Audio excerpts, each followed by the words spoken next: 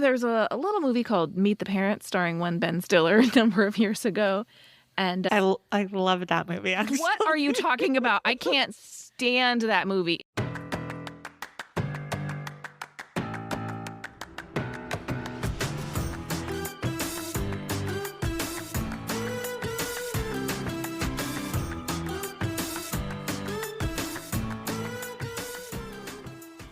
Hey, everybody. Welcome to Girls Gone Hallmark. I'm Megan. I'm Wendy. And we are heading into the home stretch of our summer series where we are reviewing fan favorite movies. Today's movie is Surprised by Love. If you want to connect with us outside of the podcast, you can find us on Instagram, where we are both at Girls Gone Hallmark and at Megan and Wendy. You can also jump into our Girls Gone Hallmark Facebook group. It's open to both guys and girls. And I'm going to tell you, there's big things coming. Mm-hmm. So you want to be in the group to hear it first. That is correct. We have lots of announcements coming this month about the future of all things Megan and Wendy. That's right. And we had some hot discussion about a recent episode that we published in the Facebook group. Our review of Love on the Sidelines from 2 weeks ago was hotly contested. Look, I'm going to say it again. Sorry, not sorry. I re-listened to the episode after that was posted because we had recorded it a little bit in advance. And we really did come hard for that movie, but I meant every word of it. I think perhaps we were at our breaking point. That's true. That's true. We were pre-recording a ton of stuff to get us through the summer. And I think that was our last movie that we did. And we're like, it wasn't the last movie we did, but I think we were at our breaking point. Yeah, we were definitely running on fumes, I would say, at that point. If anybody was ever wondering if we were holding back in these reviews, I think that is the episode that I would point them to point out that we very much are not. Not being paid by Hallmark? Yeah, definitely not that. Please hire us to moderate a panel on the Hallmark Christmas cruise. Oh, yeah. That's a new update since we've last recorded. Headed on the Hallmark Christmas cruise next year. I got to say, I'm excited. Are you? I'm terrified of barfing my brains out the entire time, but I'm excited to do like cookie decorating and gambling. That's what you sold me on. It's like all you can eat food and gambling. Well, it's going to be a great time. I love a cruise. I love a cruise so much. As we're recording this, the pre-sale for the second dates that they announced is happening right now. They had enough interest that they opened up an entirely new cruise. But the sad thing about that is that means that anybody who had booked that cruise, just like, I'm going to go on this cruise to the Bahamas, got bumped. Because they chartered it. But good for Hallmark fans. When that happens to you, though, never fear. The cruise line obviously refunds you and then some. So when is the second cruise? It's 2 weeks later or like 10 days later, the 17th through the 21st. I don't actually even know the dates of ours. Maybe it's 8 days later. Ours is like the 5th through the 9th.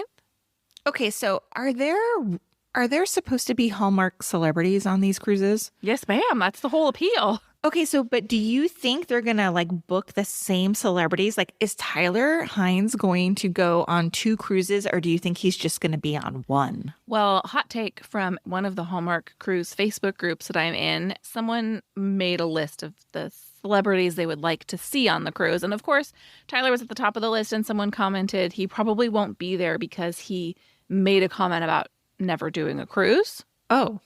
But who knows? That is the big question. Will there be overlap stars? Will you have, a different crowd week one to the next? Obviously, they're being paid to appear on this cruise. So, yeah, money talks. Perhaps spending 4 days on a cruise ship is not the worst way to spend some time in November. Well, and especially who knows how long this acting strike is going to go on. So I know we're talking next year, but hey, you got bills to pay. You might go on a paid cruise. Yeah, why not, man? Yeah. That all remains to be seen. Obviously, they won't be announcing celebrities until much, much closer to the sailing date. But if you're going, let us know.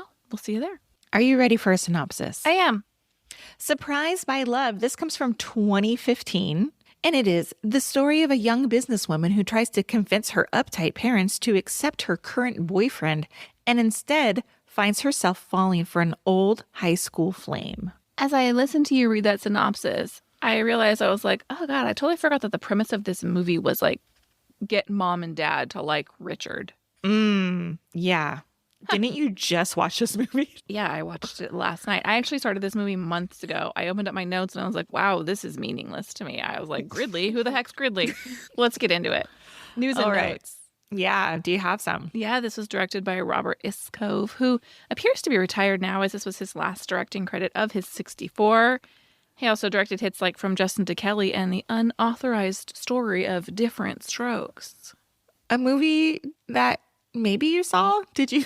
I feel like your husband would watch that. I think my husband would absolutely have watched that if he came across it. I'm not sure that he has, but we might have to hunt it down on one of our many, many streaming services. Hey, I don't know if you saw in IMDb, but Robert Iscove also directed the 1999 teen rom-com She's All That. Oh, I did not see that. Yeah. Right. The original air date for this movie was January 3rd, 2015. And I must ask you, is that Winterfest? Was this a Winterfest movie? Don't know. Don't know. Was that a thing in 2015? You know, in a recent episode that I edited, I said, you ask a lot of questions that I do not have the answers for. And that stands true today. Well, hey, if anybody listening has the answer, you can always email us at meganandwendy@gmail.com or talk about it in the Facebook group or whatever. I'm not trying to stump you with these questions, Megan. It's out of curiosity. Truly. I understand. I don't have any information. This is not a winter movie. Do better. By the way, the unauthorized story of Different Strokes is streaming on Peacock. I might have to watch it. I loved me some Different Strokes when I was growing up. I freaking loved it. As did I.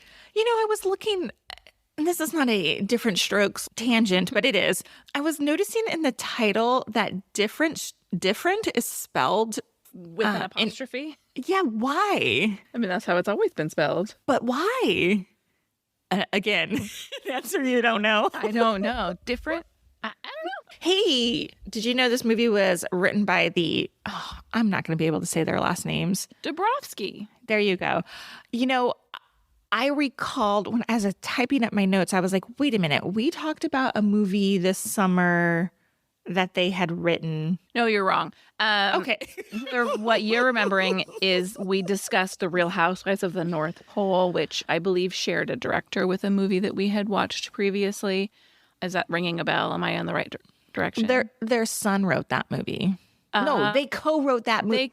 With their son. With their son, yes. Yeah, yes. They have a number of writing credits together. You know what? I'm not wrong because I'm looking at my note right now. It says they wrote the script for Love on the Air, and I believe that was a summer movie that we reviewed. Good Thank job. you so much. Well done. So anyway, they wrote this movie. As well as a number of other Hallmark movies. Tons. But again, they haven't written a movie in quite some time. Maybe they're retired as well. Maybe they are. Speaking of Hallmark, Malcolm Stewart plays Dad Joseph Mayfield. He has 203 acting credits, and if you recognize him, it's probably because he plays lots of Hallmark dads. He has played alongside Paul Campbell. He played his dad in Christmas by Starlight, but again, he has 203 acting credits. Tons of Hallmark movies, including the Christmas in Evergreen series where he plays the dad. Is that just his title, the dad? I mean, he has a name, but that's his role, dad.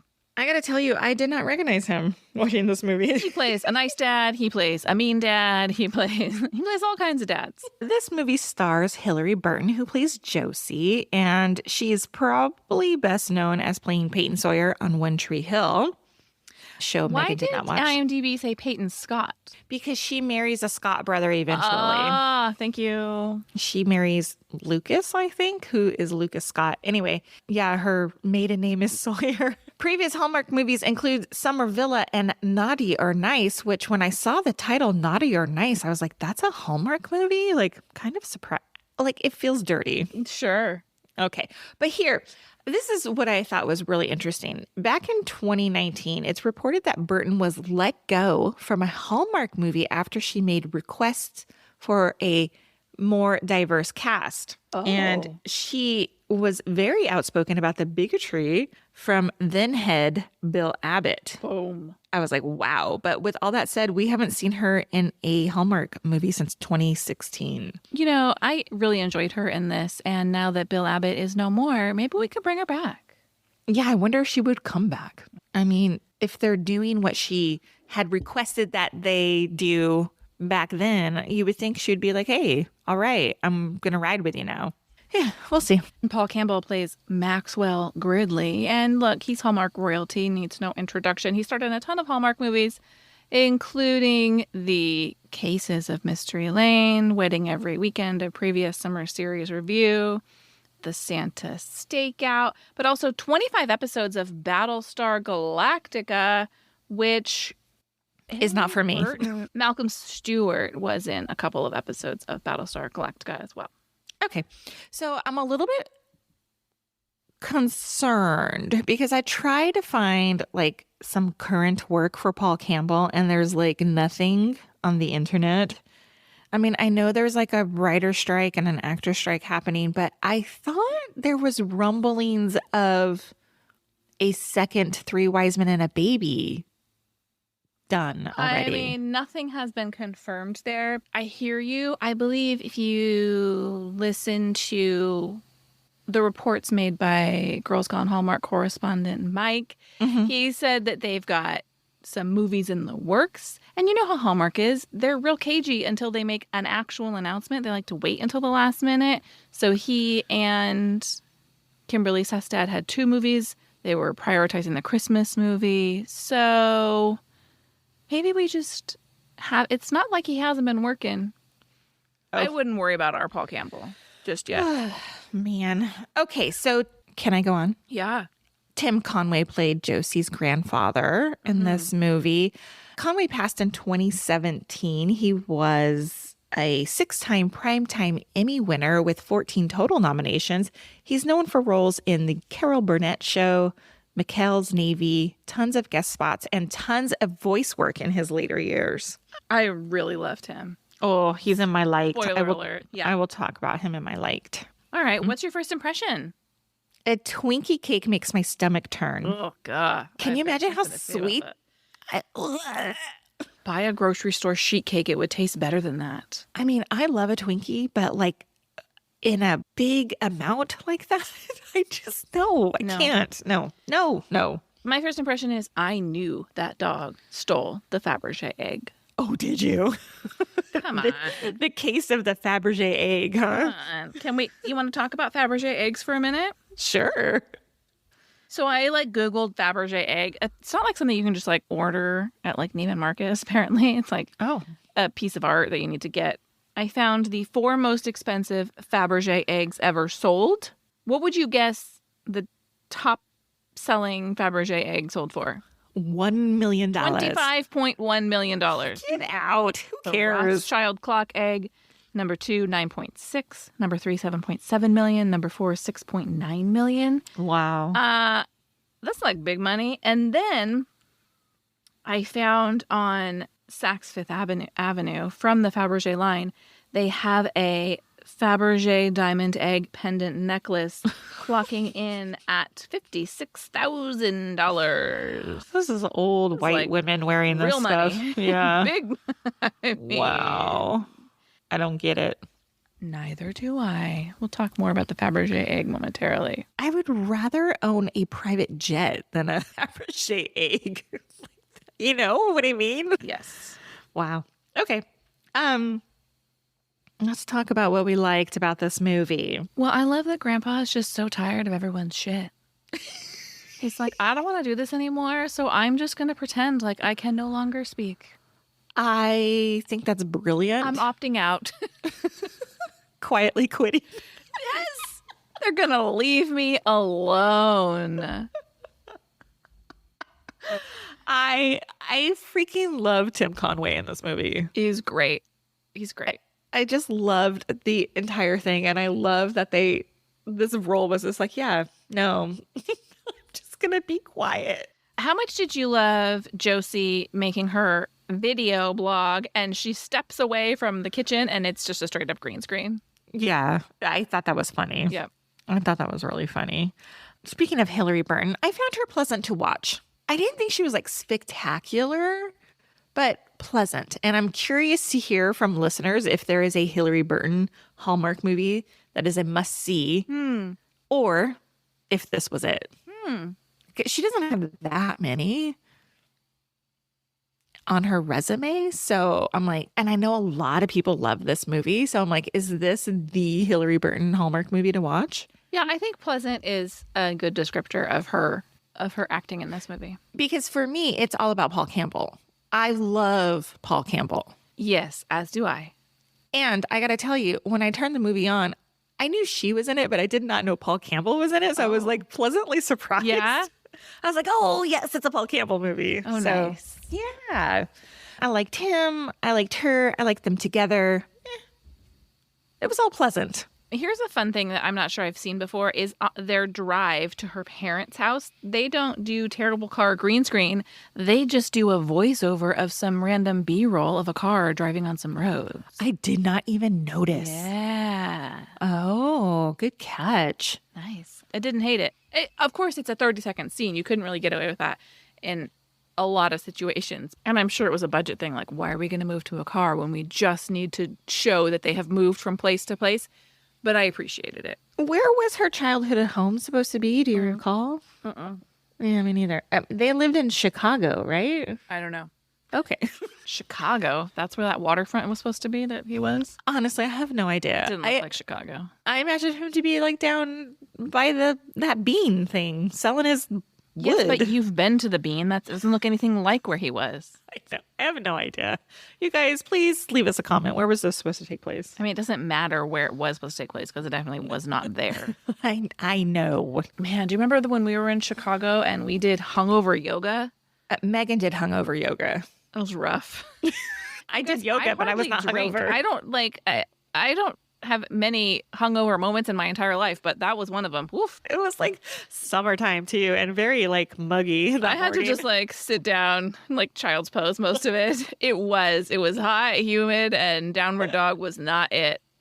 Okay, let's move on to what we wished for.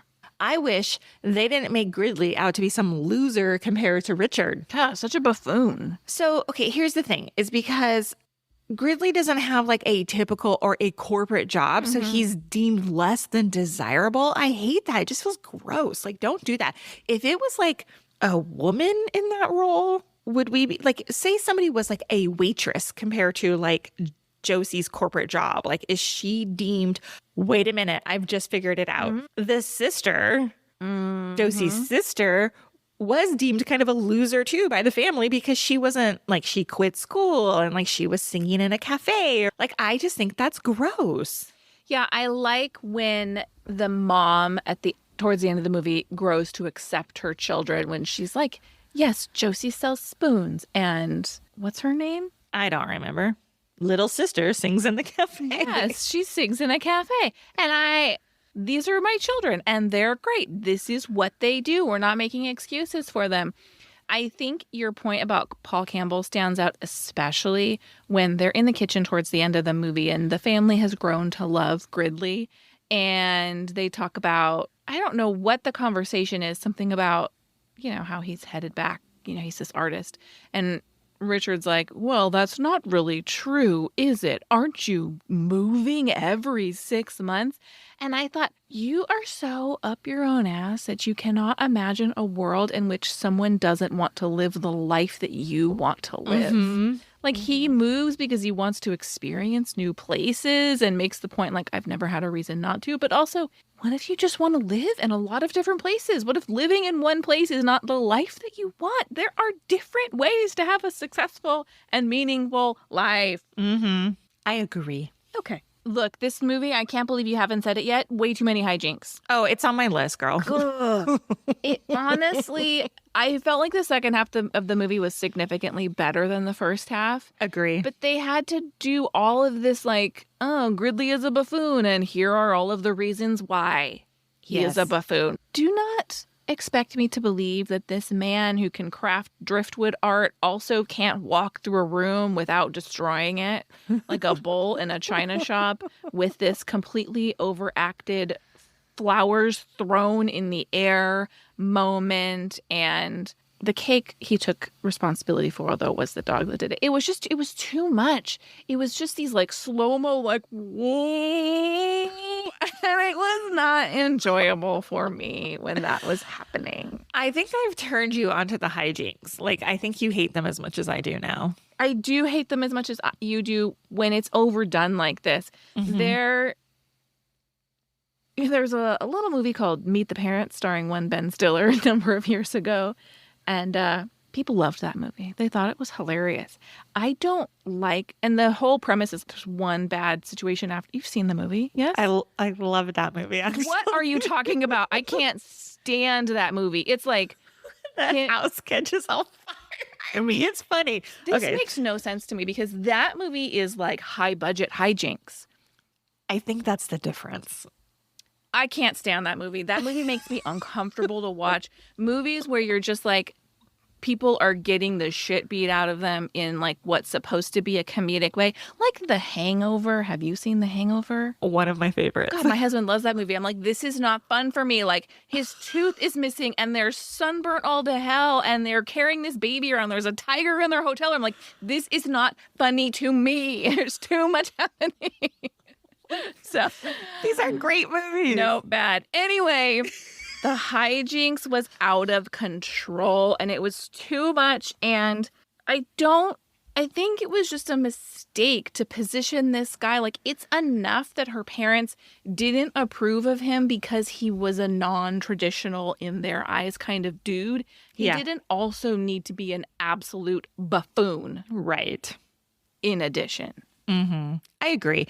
And I think that has to go to the director. Like, I think the director, kind of old school, right, is like, okay, this is going to be really funny. I don't like when Hallmark movies have to lean so hard into the hijinks. To me, that tells me the story's not that good. Also, I get it. I don't need you to beat me over the head with the fact that you don't think this guy is good enough for your daughter. Right. Yeah, I'm not a dummy. You don't have to, like, show me 18 different ways. Yeah, I can read between the lines, y'all. Okay. I have one more wish for. Yeah. Josie's dad was a real effing jerk to his wife. Yeah. He was so demeaning. Yeah. When it was just the two of them and she's like futzing around the house trying to make it perfect, he would just say the nastiest comments. I was like, yuck, I don't like you. And then they come back together because they remember why they liked each other. Y'all, I don't really believe it because he made these like snide remarks about just really being unhappy with her presence. Yeah, exactly. And I thought, really? Like, yeah, I'm supposed to believe you guys love each other again because now you remember what it used to be like? I mean, here's the thing. Like, I can understand being married for many, many years because I have been. Mm-hmm. And there are times that you're really irritated with your spouse, right? But sometimes... Keep it to yourself. Keep it to yourself or tell your best friend, whatever. But also, I think that if there's not going to be that shift, like, oh, now 2 days later, I'm all back in love with you again. I think there needs to be some connecting, you know? Yes. The bottom line is he was real nasty to her. Agreed. And I wish he would have kicked him to the curb. My final thing that I wished was not a part of this movie is, look, Richard sucks. He does suck. Yes. But he still doesn't deserve his girlfriend falling for some other guy while they're still together. Oh, that you hate that, don't you? Look, I don't care that he's a bad guy. They shouldn't be together. Then don't be together. Yeah. This happens. My husband was watching another Hallmark movie last night, Christmas at the Plaza, and it's the same situation. They're in a relationship. They're not a good match. She falls for the other dude who happens to be Ryan Pavey, but they shouldn't be together. And he's like, girls gotta eat. And I was like, no. No, she breaks up with her boyfriend and leaves and goes to the other guy. Like, no, I don't care that your relationship was bad. We need to stop positioning this as like, the relationship's bad. It's okay for me to fall in love with somebody else. Yeah. Yeah. Find another conflict to lean on, Hallmark. Yeah. Well, this was 2015. The Stone Ages. Time. I just think that they've done a little bit better since then. I don't. A little bit better. I don't disagree. Some of their movies are better. Although Will Kemp, Christmas movie, had a girlfriend, fell in love with Fresh Machete. Yeah, I agree. All right, time for Did You See That? I only have one. Yeah. You mentioned it earlier. It was, they were all in the kitchen towards the end of the movie. And I believe Richard was going to say something negative about Gridley. And Paul Campbell executes this line so perfectly. I don't know if you caught it, but he says, "Got something to say, dick?" And I was like, literally gasped while I was watching it because I was like, I didn't see that coming at all, and kind of impressed that Hallmark went for it. Yeah. I loved that line as well. I've got a bunch of Did You See That moments. Ooh, do tell. Just little moments. Why are we putting the priceless Fabergé egg on the corner of a coffee table, especially when you have a dog with a big waggly tail in the house? Yes. How did they make that Twinkie cake look so good? Because Twinkies do not have smooth edges. How are they making it like smooth and rounded? Make that make sense to me. I mean, a ton of like frosting, obviously, which is still disgusting. Gridley and Josie go to their high school and they're looking at a trophy case. They're evidently looking at photos of themselves. There's not a photo of either of those people in that trophy case. There's no way. There's no way. Honestly, that scene kind of stressed me out because I was like, they're breaking into the school and like they're running. No, I would not do that. No. We need to talk about the green hair. Yes. First of all, it's not well done, which bothers me. It's like very clearly like painted on. And then I'm like, you've got this severe side part. I think you could probably hide it a little better if you changed your part. And also, if this family is as old money, Fabergé egg money as they seem to be, you're telling me they don't have a hairstylist they could have sent her to deal with that before their big precious party and photo shoot? Yeah. Good call. And finally, how is Gridley hauling all of his giant art out to the grass morning after morning? How's he getting it there? I don't even see a bike, much less a bike with a trailer. Oh my God, you're so funny. That's all I got. All right. What'd you rate this movie? I gave it 3.75. Literally what I have written, 3.75 stars on my notes. I found it very middle of the road. Yeah, the second half significantly better than the first. Hey everybody, thanks for listening to this episode of Girls Gone Hallmark. If you haven't done it yet, even if you heard us talk about it week after week after week, now's the time. You can leave Girls Gone Hallmark a review, and we'd love for you to do so in the Apple Podcast app. You can even pop into Spotify. You can kind of rate us there, but you can also comment under Spotify, like make a comment about the episode. Engage over there. Did you know that? I didn't. So wherever you listen, there's a way for you to engage. If you would like more from us, hop into our Facebook group, Girls Gone Hallmark, and we'll see you next week. Bye. Bye.